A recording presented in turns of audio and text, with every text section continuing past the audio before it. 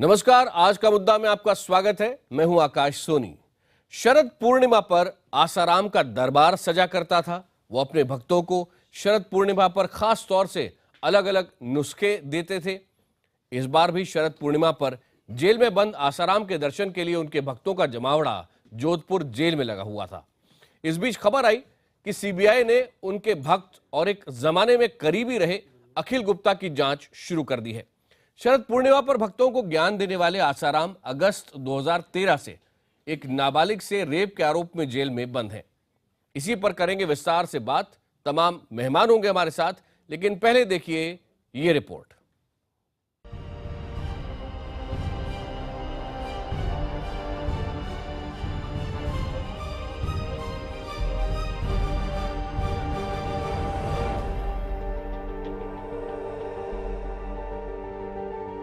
Foreign funds are pumping है।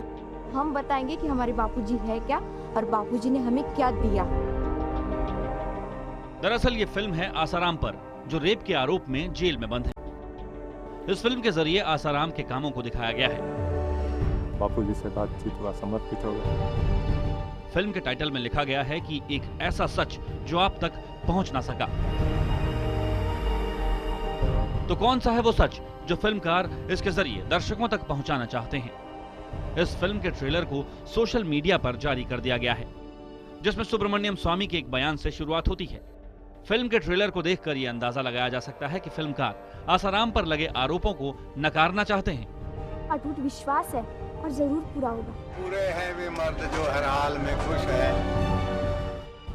उनके जहन में ये बात रही होगी कि आसाराम के अच्छे कामों को पेश किया जाए। फिल्म में गौशाला से लेकर अस्पताल तक है।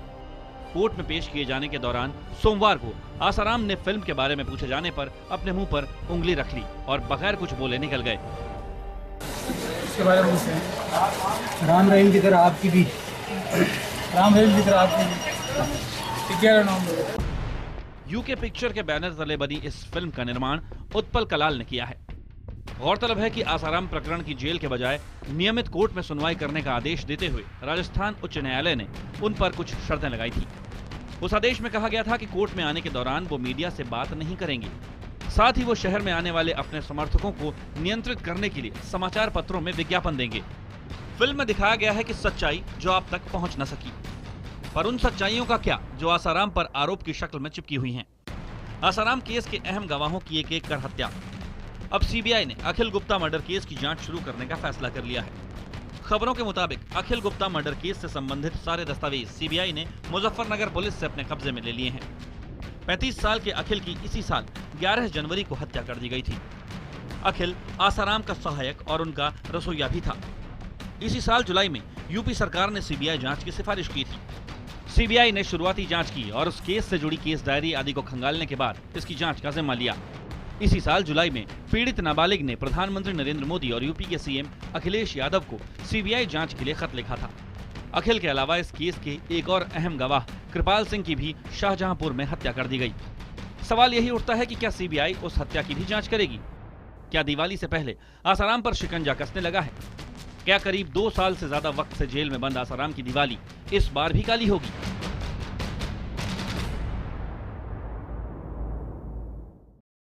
आसाराम पर बन रही फिल्म और गवाहों के कत्ल की सीबीआई जांच के बाद कई सवाल खड़े हो रहे हैं।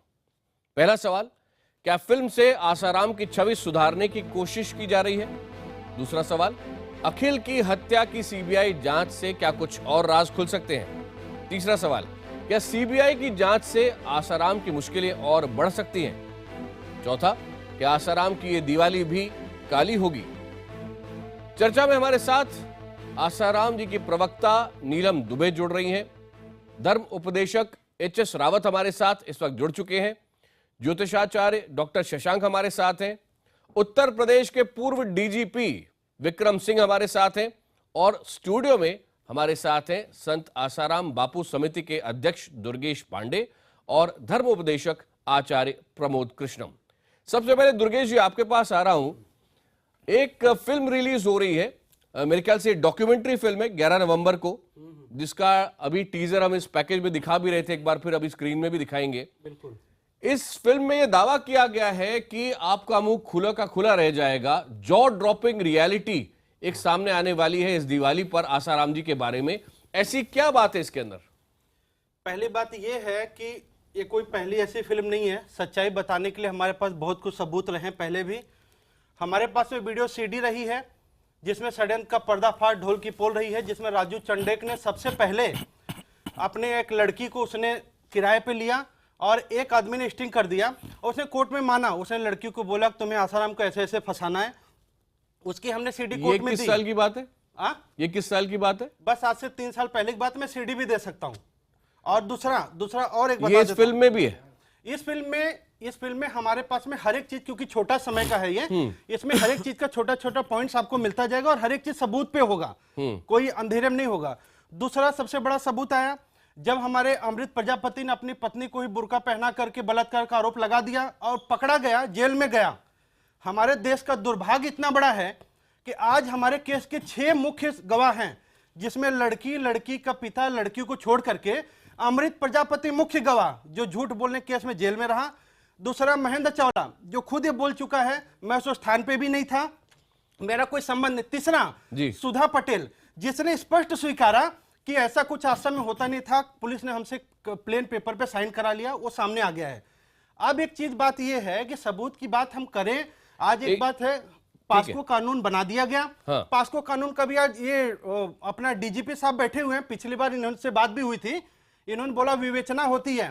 श्रीमान जी, मैं पुलिस अधिकारी से कल मिलके आया हूं, पास्को कानून में कोई विवेचना नहीं होती है। कानून ऐसा बना है अगर एक लड़की सामने से बोल दे सीधे एफआईआर करिए, नॉन बेलेबल है, पकड़ के आप जेल में डाल दीजिए। जिसके खिलाफ आरोप लगेगा वो खुद साबित करेगा। विक्रम सिंह जी, अगर आसाराम इतने ही पाक साफ होते और आपका तो बहुत लंबा करियर रहा एक वरिष्ठ पुलिस ऑफिसर के तौर पे, तो अभी तक क्या अदालत उन्हें बेल नहीं दे देती? क्या 3 महीने की जांच के बाद सीबीआई आगे मामला हाथ में लेती? विक्रम सिंह जी। आकाश जी, ये सब बातें सुन करके बड़ा अचरज होता है कि सब पूर्वाग्रह से ग्रसित होकर के विवेचक, पुलिस अधिकारी, न्यायालय, पूरी न्याय व्यवस्था पूर्वाग्रह से ग्रसित होकर के एक तरफा कार्रवाई कर रही है। जितनी बातें आप अकाट्य कह रहे हैं, काश ये सही होती है। दुर्भाग्य से यह है कि पूरी न्याय प्रणाली और पुलिस में भी विवेचक से लेकर डीजीपी तक आपकी मदद के लिए खड़े हैं, लेकिन आप उनकी मदद में सहयोग न करके आप ऐसे तथ्यों की बात कपोल कल्पित करके आप ये सब बातें अगर न्यायालय में विवेचक के सामने करें, आप विवेचक के विरुद्ध एफआईआर करा सकते हैं, आप विवेचक के विरुद्ध दंडात्मक कार्रवाई करा सकते हैं। न्यायालय ने भी अगर ठीक से न्यायिक प्रक्रिया के अनुसार आपके प्रकरण में आदेश पारित नहीं किए हैं तो हाईकोर्ट से वो न्यायाधीश भी दंडित हो सकता है। लेकिन फिल्में बना देना, सीडी बता देना और पॉस्को कानून केवल आसाराम जी के लिए नहीं बना है, वो हमारे आपके लिए, सबके लिए। आगे नहीं बढ़ाएंगे। और दूसरी चीज जो मैं आपको बोल रहा हूं, ये चीज मैं नहीं बोल रहा हूं, मैं डीजीपी साहब, मैं आपके सामने मीडिया के द्वारा एक पंजाब केसरी का बहुत बड़ा ये आपको कोर्ट के जजों के नाम बता देता हूं, जो मैं कह रहा हूं। साथ सामने रख के दिखाएं। हाँ, अपनी बात कहते रहे। अच्छे से अब कैमरा लगाएं इस पे। जी, ठीक है, दिख गया होगा। डेट भी बता देता हूं, इसमें पहले मैं पढ़ के सुना देता हूं, छोटे में देता हूं। फास्ट ट्रैक के न्यायाधीश निवेदिता अनिल शर्मा ने ये कहा कि इन दिनों बलात्कार, यौन शोषण के झूठे मुकदमे दर्ज कराने का ट्रेंड बढ़ता जा रहा है, जो चिंताजनक है। फास्ट ट्रैक के न्यायाधीश वीरेंद्र भट्ट ने द्वारका फास्ट ट्रैक कोर्ट में झूठे दुष्कर्म के मामले में आरोपी को बरी करते हुए कहा कि दिल्ली में चलती बस रेप के बाद में ऐसा माहौल बन गया है। बेसिकली स्पेसिफिक यदि महिला बयान देती है तो उसी को सत्य मान लो और उठा करके आप बंद करो। मैं कह रहा हूं कानून अच्छा है, लेकिन कानून का दुरुपयोग नहीं होना चाहिए। अभी एक चीज आया, 100 में से 78 केस झूठे पाए गए एफआईआर के मामले। और एक चीज, 2011 में केवल आपकी बात समझा, 572 केस थे। मैं लौटता हूं। 2014 में एचएस रावत जी, कानून का दुरुपयोग नहीं होना चाहिए और दोनों तरफ से नहीं होना चाहिए, ये बात तो बिल्कुल साफ है। नहीं, मैंने ये चैनल मैं दुर्गेश जी मैं बताना चाहता हूं, दुर्गेश जी, मैं बताना चाहता हूं, आपकी एक बात में दम है, एक बात में दम है कि 80% फर्जी रेप केस हुए हैं, क्योंकि कानून का दुरुपयोग होता रहा है और होता रहेगा। लेकिन मैं आसाराम जी के खिलाफ नहीं हूं। मैं तो सिर्फ इस बात को लेकर के खिलाफ हूं कि अगर उनके ऊपर केस ये लगा तो उनको एक तो संबंध तुरंत ले लेने चाहिए थे, प्रेस कॉन्फ्रेंस करनी चाहिए थी। उनको इतना समय लगा अरेस्ट होने में, ठीक है, उसमें इतना अरेस्ट होने में टाइम नहीं लगाना चाहिए था।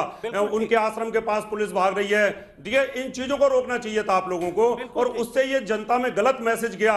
और दूसरी चीज जो आप लोगों को भी एक शालीनता के साथ में करना चाहिए। जी शशांक जी, मेरे ख्याल से ये तो थोड़ा सा मुझे कहना पड़ेगा कि 80% केस जो होते हैं रेप के वो नकली होते हैं। ये आपका व्यक्तिगत विचार है, ऐसी कोई स्टडी नहीं है। ये दे रहा हूँ, आप मीडिया कह रही है, आप व्यक्तिगत पे मत जाइए। मैं सबूत के साथ बोलने जा रहा हूँ। ये अभी एच एस रावत जी बोले, आप अपना जो प्रूफ दिखा रहे हैं अखबार के अंदर के आदमी नहीं है, वो एक बहुत बड़े क्या कह रहे हैं, क्या लिखा है? बड़े लिखा है कि झूठे केसों का ट्रेंड बढ़ता जा रहा है, प्रकार के शिष्यगण वहां पर जाते हैं और ऐसी परिस्थिति में उनके ऊपर कोई आदमी झूठा रेप का आरोप लगा दे, जो है ये बात बहुत आश्चर्य कर देने वाली है। अरे शशांक जी, आप आश्चर्य क्यों कर रहे हो?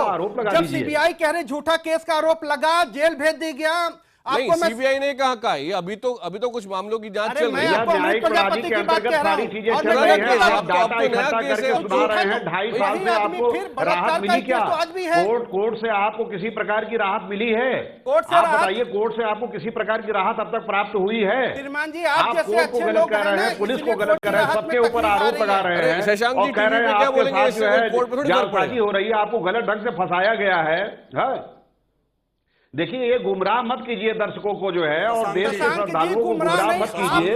न्यायालय के ऊपर आरोप लगा करके आप स्वयं के ऊपर उंगली उठा रहे हैं। आप खाली घर से उठ के चले, अपने यहाँ बैठ गए हो, आप सबूत से बोलिए। वो सब बनावटी पेपर है। सबूत से बोलिए। देखिए, आपके सारे डॉक्यूमेंट जो है वो कोर्ट में सबमिट है, कोर्ट में इस चीज पे चर्चा चल रही है।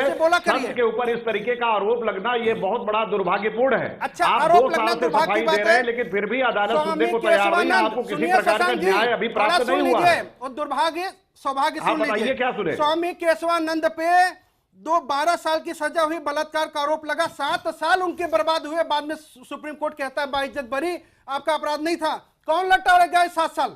दूसरा मैं यहाँ एक आरोप की बात नहीं, यहाँ बहुत से आरोप लगे हैं। यहाँ पर हत्याएं हो रही हैं, ये 3 हत्याएं हुई हैं। इसके लिए आप किसको जिम्मेदार बताइए? ये तीनों उनके विरोधी थे जिनकी हत्या कर दी गई, जो मार दिए गए। ये 3 हत्याएं हुए हैं, उसके पीछे कौन दोषी है आप बताइए? 87 साल की उम्र में आप बताइए, ये लगातार हत्याएं, निर्मम हत्याएं हो रही हैं। जो लोग केस में इन्वॉल्व थे उनकी हत्याएं हो रही है, ये क्या, इसके लिए कौन दोषी है? आप अपने गुरु को लगातार कलंकित कर देने लगे हुए हैं। सुनो, मैं कह रहा हूँ क्या जवाब दीजिएगा? यहाँ लोग मार दिए जा रहे हैं, क्या जवाब दीजिएगा? आप लोग खूनी खेल खेल रहे हैं, आप लोग रंजित खेल खेल रहे हैं। बैठे हो, यहाँ पर जो है चर्चा में कल कोई आदमी आए नहीं। आपकी मनसा ये है कि यहाँ चर्चा में कोई आदमी आए नहीं, डर के मारे सारे लोग यहाँ से भाग जाए। मैं हत्या की बात बता रहा हूं, हत्याएं इसीलिए हो रही हैं कि चर्चा में कोई आदमी आए ना, और बापू का जो बिजनेस है वो बिजनेस बंद ना हो। आप डर के भाग जाओ ना, घर में चले जाओ। देख लीजिए, आपको हिम्मत है तो बगल में बैठ के बहस करो, क्या घर में बैठे लोग हैं, जो लोग विरोध कर रहे हैं वो साक्ष्य के आधार पर विरोध कर रहे हैं। हम लोग बापू के कोई दुश्मन नहीं, बहस के तरीके से लिया गया रहेगा। अरे सुनो, मैं ये कहना चाहता हूँ कि यहाँ सभी विद्वान आदमी बैठे हुए हैं, और विद्वान आदमी बैठने के कारण उसको इस तरह से बहस को ना किया जाए। यहाँ पढ़े लिखे लोग हैं, विद्वान लोग हैं, इस बहस को एक लॉजिकल मोड पर लेके जाना चाहिए। इस बहस का कोई तरीका होना चाहिए। किसी का यहाँ मैं पक्ष लेना नहीं। दुर्गेश जी, ये सब सबूत, हत्या का जवाब दे रहा हूं, सुन क्यों नहीं रही है? ये सब सबूत जो आप रख रहे हैं, इनमें से रखे होंगे ना अदालत के सामने? अदालत में सुनिए, अदालत का नियम होता है कि पहले गवाहों के बयान पूरे हो जाए, फिर आप अपना डिफेंस चालू करिए। गवाहों के बयान 9 महीना तक गवाह नहीं आ रहे, 1 महीना कोर्ट बंद है, वकीलों की हड़ताल हो जा रही है। 2 साल से फास्ट ट्रैक में हम बैठे हुए, काफी जल्दी की जा रही है। 2 साल में जल्दी हुई, 6 गवाहों के बयान में आपने 2 साल लगा दिया, आज तक फैसला नहीं आया। हम सीबीआई जांच की मांग 1-1.5 साल से कर रहे हैं, आज सीबीआई जांच दी जा रही है, वो भी आधे पे बात कर रहे हो आप। मेरे पास 1 मिनट, मेरे पास 2 मेहमान और है, लेकिन विक्रम सिंह जी पहले कुछ कहना चाह रहे हैं। विक्रम सिंह जी, सीबीआई जांच पहले करा देते, इतना झंझट नहीं होता। क्यों लोगों की मौत हो रही है?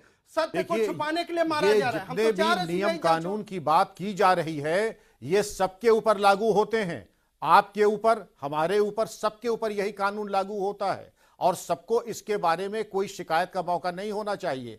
आकाश जी, आप अवगत हैं कि मेरे पास एक बार नहीं कई बार हत्या के फर्जी मुकदमे लागू किए चले थे। जो उग्रवादी जो अपनी मौत मरे, उन्होंने कहा कि उनकी हत्या की गई, लेकिन न्यायपालिका को मैं सलाम करना चाहूंगा, विवेचना को सलाम करना चाहूंगा कि सच्चाई तक पहुंचने में उन्हें कोई समय नहीं लगा। सच्चाई में बड़ी ताकत होती है, बावजूद इसके कि 302 के STF रही और दिन, 2 दिन, 10 दिन, महीना, कितने दिन में सच्चाई सामने आई आपको बता दो। जी हाँ, तुरंत 15 दिन के अंदर सच्चाई सामने आ गई। तो एक काम जी हाँ, सच्चाई में बड़ी ताकत होती है श्रीमान जी। 15 दिन में सच्चाई सामने आ गई। मैं गृह मंत्री से बोलता हूँ, राजनाथ सिंह से निवेदन करता हूँ, हमारा केस डीजीपी साहब को दे दो, 15 दिन में कर दे, हमारी भी दीपावली बच जाए। जिस एजेंसी ने लिया है वो बिल्कुल सही नहीं, हम तो ले लें। जो एजेंसी कर रही है उसने अपना काम भली भांति किया है। अरे दुर्गेश जी, ऐसे नहीं होता, हमारी आपकी चॉइस पे नहीं होता है कि अपने विवेचक को चुने। ये नियम कानून सीआरपीसी से होता है, पांडे जी, सीआरपीसी से होता है, हमारे आपके चयन से नहीं होता है कि मनमाने तरीके से विवेचक चुन लें हम। अरे अच्छा, आप सबको थोड़ा सा रोक रहा हूं, सबको थोड़ा। कृष्णम जी, आचार्य प्रमोद कृष्णम जी, आपके पास मैं इसके लिए आऊंगा। क्या आपको लगता है कि आसाराम समर्थक अधीर हो रहे हैं और कई बार बहुत ज्यादा आक्रामक हो जाते हैं? दुर्गेश जी यहाँ पर अपनी बात जो लॉजिक के तौर पे कह रहे हैं, दम से कह रहे हैं, ये बात अच्छी है, लेकिन पिछली बार जो उदाहरण के लिए मैंने कार्यक्रम किया, उसके बाद ट्विटर पे कई लोगों ने बड़े आक्रामक रुख मेरे खिलाफ रखा। इसी तरह से कुछ और भी लोग हैं जिन्होंने कहा है कि जब वो उस केस से जुड़े हुए थे उनको भी धमकियां मिली। इतना ही नहीं, कुछ ऐसे लोग हैं जो गवाह थे, उनकी हत्या हो चुकी है, कुछ पर हमले हुए हैं। ये चीजें हम नहीं जानते कौन करा रहा है, लेकिन पहले प्रमोद कृष्णम जी, फिर दुर्गेश जी और नीलम जी के पास भी जाऊंगा मैं। प्रमोद जी, आपसे जानना चाहता हूं कि क्या यह बेहतर नहीं होगा कि न्यायिक प्रक्रिया को पूरा होने दें समर्थक, और यह चिंता न्यायपालिका को भी है?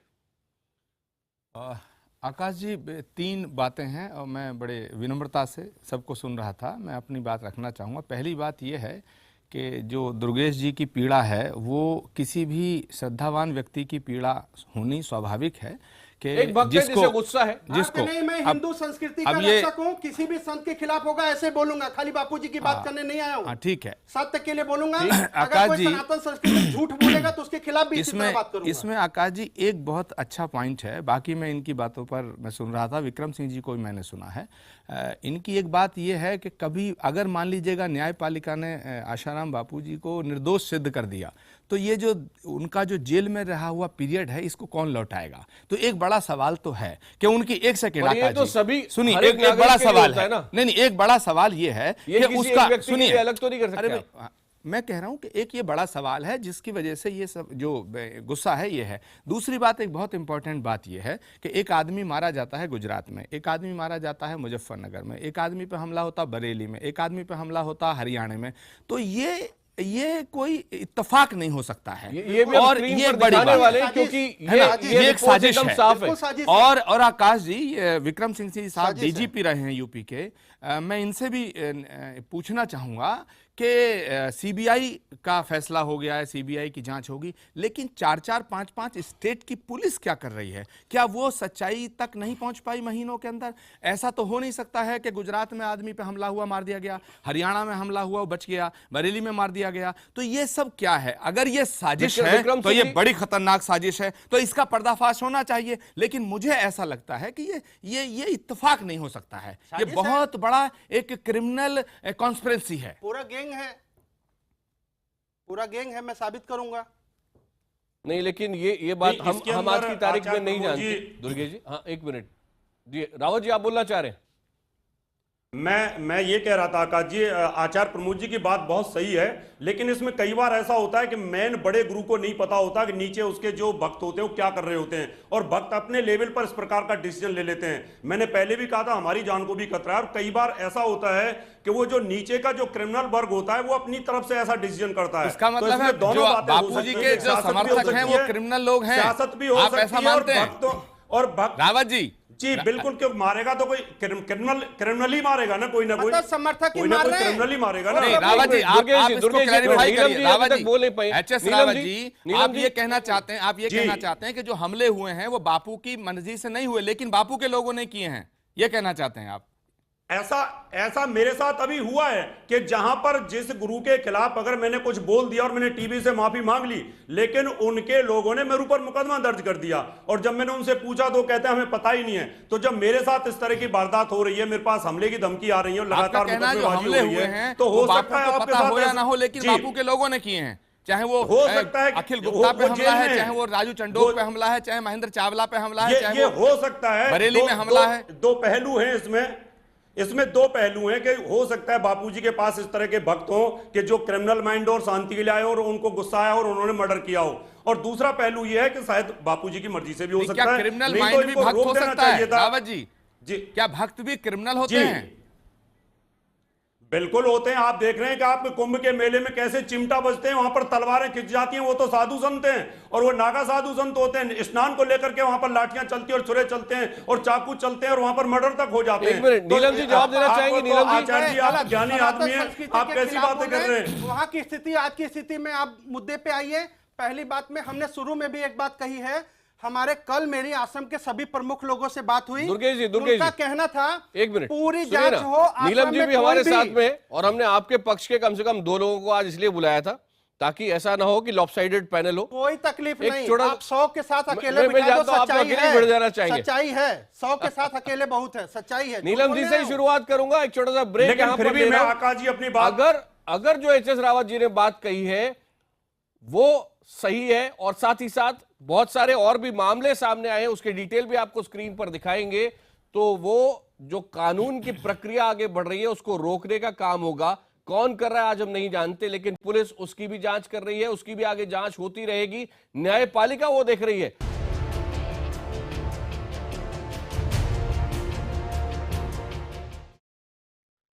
क्या काली होगी आसाराम की दिवाली, हम इस पर बात कर रहे हैं, और आपको यह भी स्क्रीन पर अभी हम दिखाते हैं कि आसाराम इस वक्त जेल में है, लेकिन पहले किस तरह से सारे कार्यक्रम होते थे।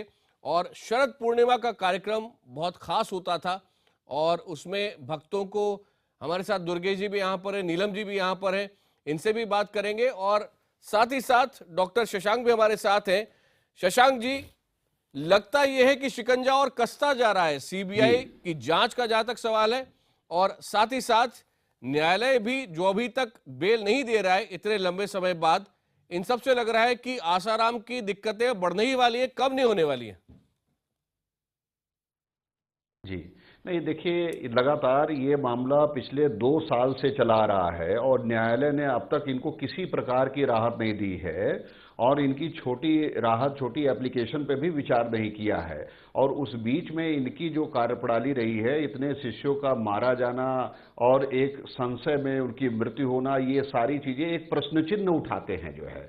दूसरी ये चीज बताना चाहेंगे कि आश्रम में स्विमिंग पूल का होना और तरह तरह का नृत्य होना और अश्लीलता का प्रदर्शन होना, ये सारी चीजें इंगित करती थी कि आश्रम में कुछ न कुछ शिष्टाचार विरोधी कार्य अवश्य वहां पर होते थे। आखिर बताइए, और भी आश्रम है, और भी जगह कार्य चल रहा है, कहाँ पे है आश्रम में? किस आश्रम में अरे स्विमिंग पूल आपके कई आश्रमों में है, इसमें मीडिया में कई बार दिखाया जा चुका है जो है।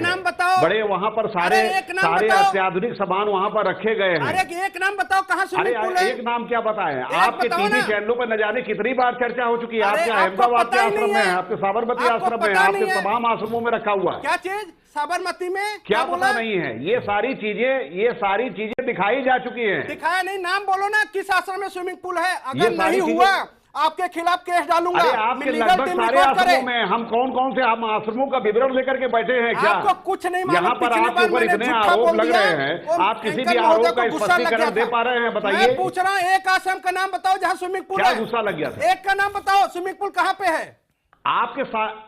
एक का नाम बताओ पहले। एक का नाम, सिर्फ एक का नाम बोलो। स्विमिंग पूल है, और स्विमिंग पूल में वहां पर बढ़िया क्रीड़ा होती थी, जल क्रीड़ा होती थी, नृत्य होता था, ये सारी चीजें दिखाई जा चुकी है। जल क्रीड़ा में आप गए थे क्या? ये सारी चीजें दिखाई जा चुकी है मेरे संज्ञान में, इसलिए मैं बोल रहा हूँ। आप बोलो ना, कहाँ स्विमिंग पूल है, कहाँ जल क्रीड़ा करें? अरे भले मानुस, नदी में नहाने को जल क्रीड़ा बोलो, चाहे गंगा स्नान बोलो, हमारे सारे आश्रम नदी किनारे, गंगा किनारे हैं। अरे आप नदी छोड़ दीजिए, आप लोग सुविधाओं में रहते हैं, आप लोग वो संत नहीं जो नदी में रहने वाले संत है। अगर नदी में रहने वाले संत होते तो ये पूछा था। आचार्य प्रमोद कृष्ण जी बोलना चाह रहे हैं। आचार्य जी मैं ये कहना चाह रहा हूँ कि विषय एकदम अलग हो गया है। ये तो आशाराम जी के समर्थक कह रहे हैं कि वहाँ स्विमिंग पूल नहीं है। मैं ये कहना चाह रहा हूँ कि अगर किसी आश्रम में स्विमिंग पूल है भी तो क्या पाप है स्विमिंग पूल का होना? ये कहाँ की बहस हो रही है? प्रश्न है ये कि एक लड़की ने शिकायत दर्ज की, आशाराम बापूजी जेल में गए, ये आप कह रहे हैं स्विमिंग पूल का होना पाप है। देवता बताइए, स्विमिंग पूल का होना हमारा इशारा किस तरफ है? नहीं, इशारा मत दीजिएगा, साफ साफ बात बताइए। थोड़ी सुनिए, एक सेकंड साफ हम बात कर रहे हैं। स्विमिंग पूल का होने का मतलब है कि अश्लीलता का सारा कर्म वहां पर होना। जो आदमी जो सही बात कहना चाहता है उसकी कोई सुनता नहीं है। एक है कि वो तलवार लिए खड़े हैं जो आसाराम जी के समर्थक हैं कि ना मैं उनका समर्थक हूं ना मैं उनका विरोधी हूं।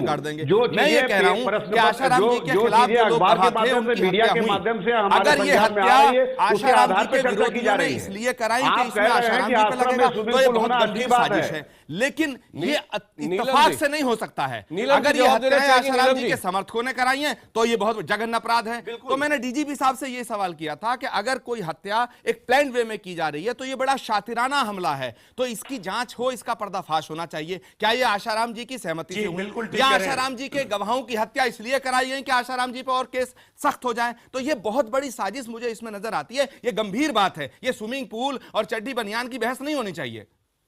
ठीक है, मैं विक्रम सिंह के पास जाऊंगा, लेकिन पहले नीलम दुबे बोले। नीलम जी। आचार्य जी,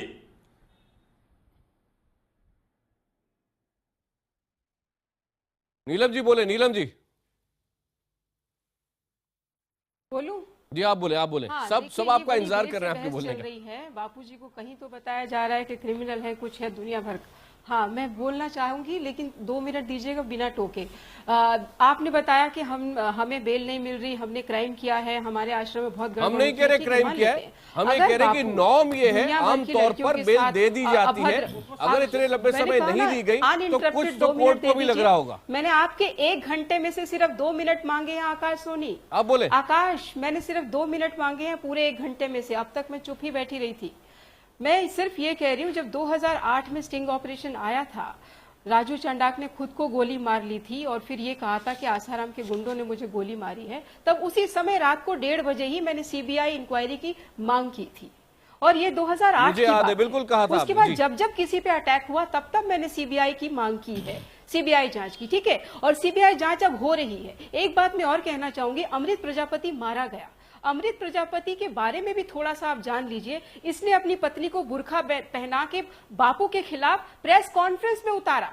वो प्रेस कॉन्फ्रेंस कई चैनलों ने लाइव दिखाई, लेकिन जब पुलिस इन्वेस्टिगेशन में ये पता चला कि ये महिला उस व्यक्ति की यानी अमृत प्रजापति की पत्नी है, गैर महिला नहीं है, और इन्वेस्टिगेशन में पता चला कि वो लड़की झूठ बोल रही है, तो किसी चैनल ये बातें तो आपने पहले भी कई बार कही। अब आगे सुनिए, यही अमृत प्रजापति, 1 मिनट दीजिए मुझे आकाश, 1 मिनट मांग रही हूं आपसे, ज्यादा नहीं मांग रही। यही अमृत प्रजापति एक नरेंद्र मोदी की सभा में जाता है। उस समय नरेंद्र मोदी जी सीएम हुआ करते थे गुजरात के, पीएम तो अब बने हैं। सीएम, गुजरात के सीएम की सभा में जा रहा है यही अमृत प्रजापति, और लोडेड पिस्टल लेके जा रहा है। और वो लोडेड पिस्टल लेके जब वो एंट्री करता है, अपना नाम बदल के एंट्री करता है, और उस लोडेड पिस्टल का लाइसेंस हमारे संचालक के नाम पे इशू कराया है। क्या यहाँ पे कुछ संदिग्धता आपको नहीं दिखाई दे रही?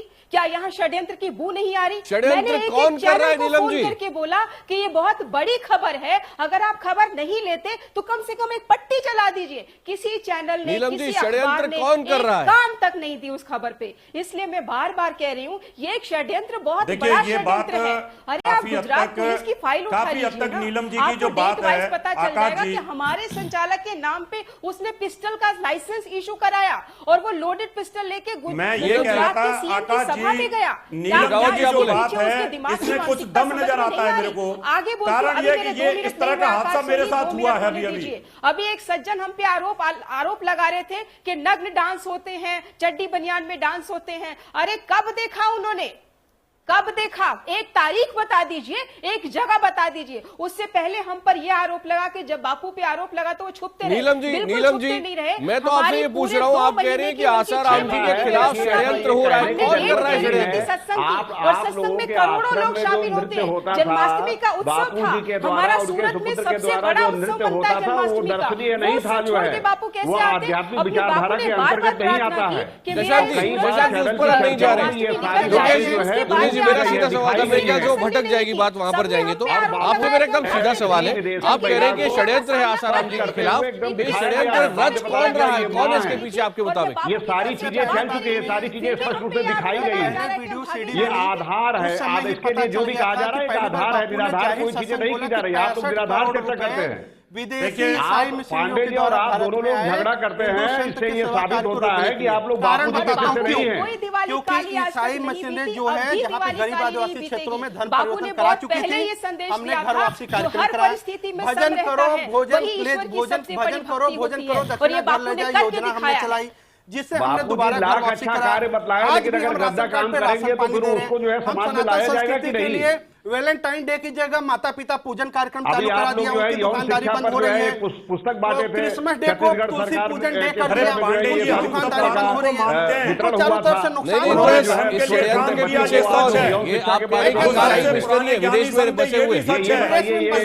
आपको ब्रह्मचर्य की शिक्षा देनी चाहिए, आपको ब्रह्मचर्य जीवन की शिक्षा देनी चाहिए। बहस को कंट्रोल करिए। आप कितने दुर्गों में गिनाऊं मैं, दुर्गों गिनाते शशांक गिनाते जी, परेशान शशांक हो जी जाऊंगा। महत्वपूर्ण बात करें, दुर्गेश जी सुन लीजिए।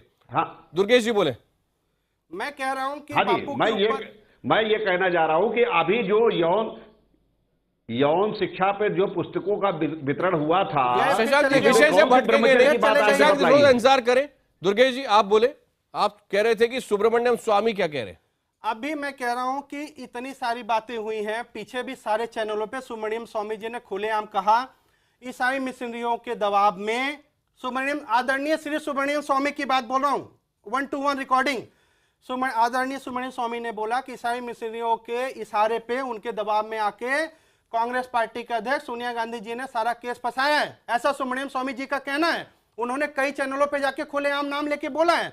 मैं तो ठीक है, मैं सुन रहा हूं, आपके द्वारा सुना मैंने और चैनलों पर सुना है, तो मैं कह रहा हूं कि जांच के विषय क्यों नहीं हो सकता?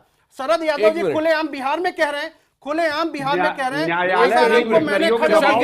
शशांक जी एक मिनट रुकिए, गंभीर बात है, छोटी बात नहीं, शशांक जी एक मिनट रुकिएगा। मैं कह रहा हूं कि जांच के विषय क्यों नहीं हो सकता? भाई कोई कह रहा है, आप सामने बोल रहे हैं। थोड़ा सा दुर्गेश जी जो आपने बोला है, शरद यादव जी यहाँ जो बात कही जा रही है कि मैंने गिरफ्तार कराया, विदेश से पैसा आया, ईसाई मिशनरी से आया, और जो पिछली सरकार थी, कांग्रेस वाली सरकार थी, उसने इसमें मदद की। 20 सितंबर को 2014 को सारे विटनेसेस की सिक्योरिटी के लिए हमने मांग की थी कोर्ट में। हम खुद कोर्ट में गए थे, हमने कोर्ट में प्रार्थना की थी कि जितने भी विटनेसेस हैं, डायरेक्ट या इनडायरेक्ट जितने भी विटनेसेस हैं, सबको सिक्योरिटी दी जाए। हम क्यों मांग कर रहे हैं? क्योंकि हम ये जानते हैं कि षड्यंत्र के तहत हमारे केस को खराब करने के लिए उन विटनेसेस पे अटैक किया जाएगा और करवाया जाएगा। आपकी बात ये हमें मालूम था। आपकी बात सुनिए, आपका आरोप भी गंभीर है और हमने न्यायालय में याचिका डाली थी कि विटनेसेस को सिक्योरिटी दी जाए। हम क्यों सिक्योरिटी मांगेंगे? लेकिन जरा सोचिए, अगर हम सिक्योरिटी मांग रहे हैं तो इसका मतलब एक क्लैरिफिकेशन में देना चाह रहा हूं कि सुब्रमण्यम स्वामी अभी आसाराम जी का केस लड़ रहे हैं, उनके वकील हैं, बस इतना ही क्लैरिफिकेशन दे रहा हूं। लेकिन ये जो गंभीर मामला है जिसमें सीधा हमला कांग्रेस पर और यूपीए सरकार पर है, इस पर भी बातचीत जारी रखेंगे। कैसी होगी आसाराम की दिवाली, इसी पर बात कर रहे हैं हम। और ब्रेक से पहले दुर्गेश जी ने सीधे सीधे आरोप कांग्रेस पर लगाया था। आचार्य प्रमोद कृष्णम ये तो यहां तक कह रहे हैं कि विदेश से क्रिश्चियन मिशनरीज पैसा भेजती थी और यूपीए सरकार का उसमें पूरा हाथ था। आकाश, मैं कांग्रेस का प्रवक्ता नहीं हूं, लेकिन एक बात मैं कहना चाहता हूं कि पहले मैं समझता था कि बापू के समर्थक जो हैं वो बहुत शातिर हैं, लेकिन आज इनकी बात सुन के मुझे लगता है ये शातिर नहीं है, क्योंकि शातिर आदमी बेहूदी बातें नहीं करता है।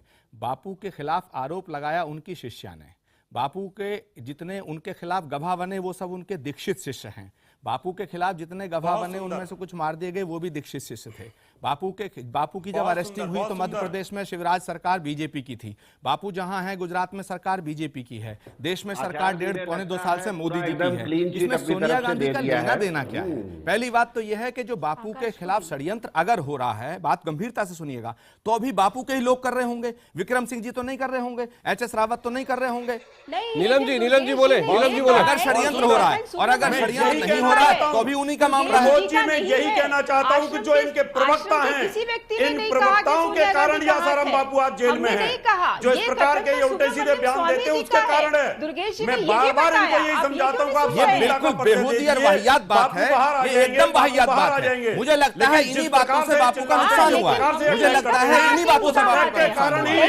हम बापू के दुश्मन नहीं है, लेकिन ये लोग ऐसा व्यवहार करते हैं, ऐसा फेसबुक पे गालियां देते हैं, ऐसी चिट्ठियां लिखते हैं, ये गलत हो रहा है। हम खुद ये कहना चाहते हैं कि अगर बापू के खिलाफ षड्यंत्र हो रहा तो षड्यंत्र का पर्दाफाश होना चाहिए, लेकिन ये लोग सोचते हैं कि षड्यंत्र करने वाले जो लोग टेलीविजन पे सच्ची बात करते हैं वो लोग हैं। हम लोग बापू का दुश्मन नहीं है, लेकिन जिस तरह सोनिया गांधी का नहीं, जिस तरह सोनिया गांधी का नाम लिया गया है, जिस तरह, अरे भाई आपकी सरकार है, अगर आप बीजेपी की सरकार को अपनी सरकार मानते हो तो 1.5 साल से क्या कर रही है सरकार? राजस्थान में आपकी सरकार, मध्य प्रदेश में आपकी सरकार, गुजरात में आपकी सरकार, देश में आपकी सरकार। ये सरकार जो हिंदू धर्म गुरुओं की रक्षा के वादा करके आई थी, ये सरकार, क्या ये सरकार आपकी नहीं है? अगर ये सरकार आपकी है तो बापू जेल में क्यों